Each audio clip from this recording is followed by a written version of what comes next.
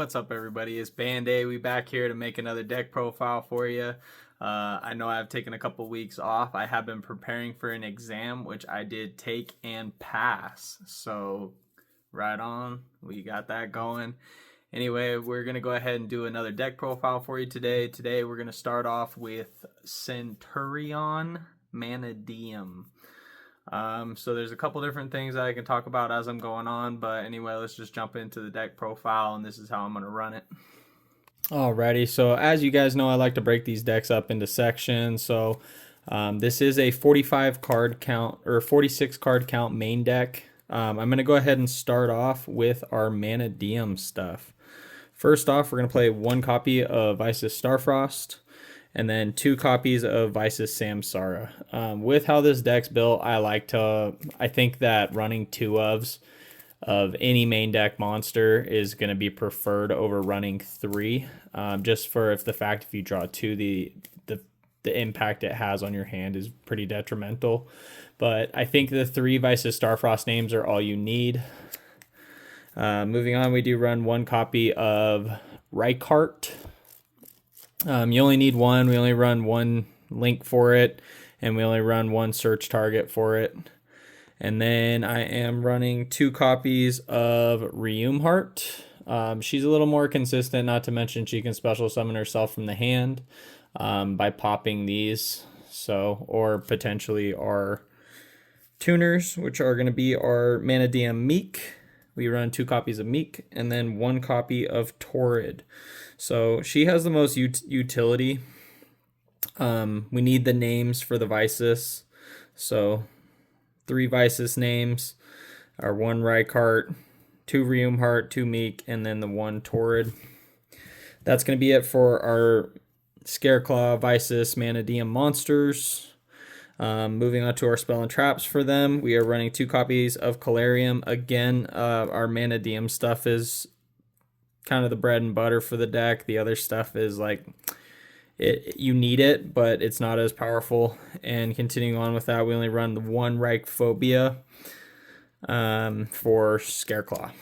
And then for our supplementary spells and traps, we run 1 Mannadium Obsidian.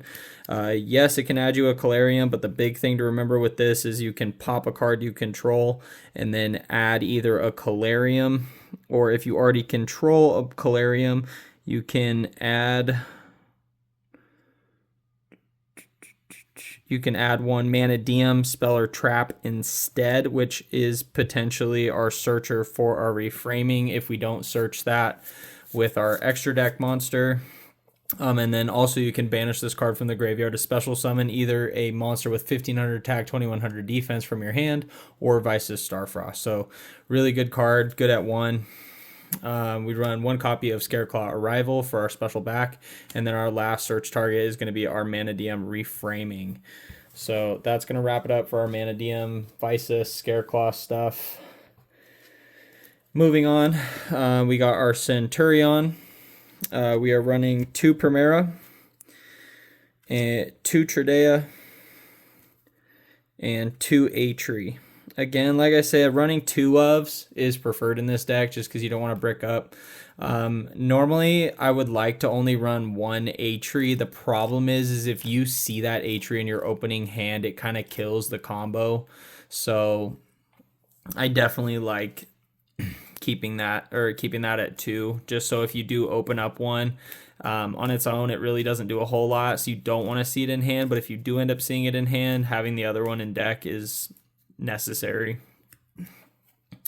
And then for our last Centurion monster, we are running 1 copy of Gargoyle, and that's going to wrap it up for the monsters. For our spells and traps for them, we are running 3 copies of Stand-Up Centurion.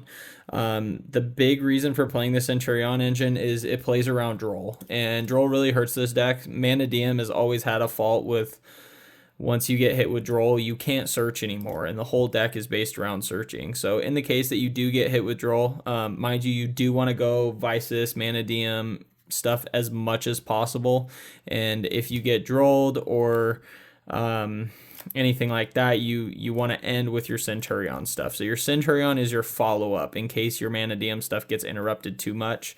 Not to mention you want to end your board with stand-up centurion on field. So centurion is going to be the only 3 of that we run in this deck, other than one additional support card, which I'll get into a little bit later. And then since we are running so many field spells, we do run 1 copy of Terraforming. Most cases, if you don't see the stand-up Centurion, you're going to want to search the stand-up Centurion. Even if it's the first search that you do, like if you open up Terraforming and you have searches, the first thing you want to do is Terraforming search stand-up, because that's going to get you into your protection under Droll. For our supplementary spells and traps for Centurion, we are running 1 copy of Wake Up Centurion. Really good piece, because it allows us, it's a very important piece to dump one from the deck to the graveyard. That's the main reason. I mean, yeah, it gets us the token, it helps us synchro and stuff. It's just such an important combo piece there. And then we run 1 copy of Emblema Oath, and then our last spell isn't technically a Centurion or an Emblema card, but Synchro Rumble, because we are running Crimson Dragon in the extra deck. And then with our Wake Up, we are going to be sending our 1 trap, which is going to be Centurion Phalanx. So send this to, after this has been used, you banish this from graveyard, send the Phalanx. After you synchro off with your 8, you're going to banish the Phalanx, and then you get your synchro monster back for an additional synchro summon. That's going to wrap us up for our Centurion stuff, and then we're going to move into our supplemental stuff. We have 2 copies of Nibiru, 2 copies of Droll, 2 copies of Ash, 2 copies of Ogre, 2 copies of Veiler, 2 copies of Infinite Impermanence. So that's going to be our hand trap lineup. We're running 12 hand traps. Most decks you want to be seeing anywhere from 15 to 20. In this case, just with how much this deck is based around gas, I wanted to try to keep the card count as low as possible. Like I said, we are at 46 cards with this deck list. And then we are running these additional cards as well. We run 1 copy of Called by the Grave, and then we run 3 copies of Crossout Designator.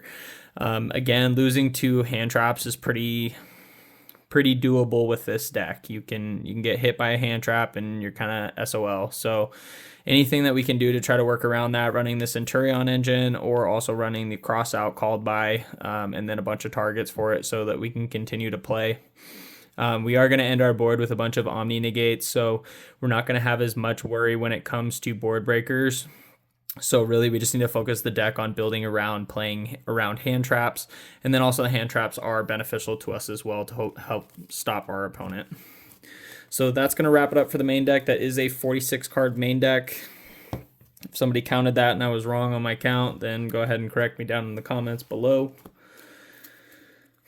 Moving on to our extra deck, we run 1 copy of Mannadium Triss, 1 copy of Silvera, 1 copy of Visus Aramatara, and our 1 copy of Diabel, Queen of the White Forest. So realistically, you go into this, and then after you've synchroed off with your Centurion field spell, then you use her effect, send the field spell to special summon out the Silvera to book your opponent's field. We run 1 copy of Primus, 1 Che-Ying, 1 Chaos Angel, 1 Oxilla, and 1 Legadia. So these are all our main monsters that we're synchro summoning into. After we get into our 12s, we can go into Crimson Dragon. Crimson Dragon will get us our search of our Synchro Rumble, and then we can tag it out to go into our 2 copies of Cosmic Blazar Dragon. Realistically, you can put up 2 on your first turn, just depending on how your hand plays out, but it's not unrealistic to get a 12, go into Blazar, and then get out your Crimson Dragon pass turn, Crimson Dragon effect, target. So basically you use Crimson once on your turn, once on your opponent's turn, and then they start their turn with 2 Omni Negates plus any additional. And then for our last bit, they're going to be our non-synchros, which are going to be Scareclaw Lightheart, our Cross Sheep, and then our 1 copy of Vicious Astrolaud. And that's going to wrap up our deck. Ultimately, I'd always like to see 1 more copy of Astrolaud. It is what it is. The deck space is tight. And then we got our 3 Karibo tokens here. Just put fresh sleeves on them. I double sleeve them, so we got that inner sleeve and the outer sleeve, but I went with both clear because the card's not really there. It's just a token. Moving on to our side deck.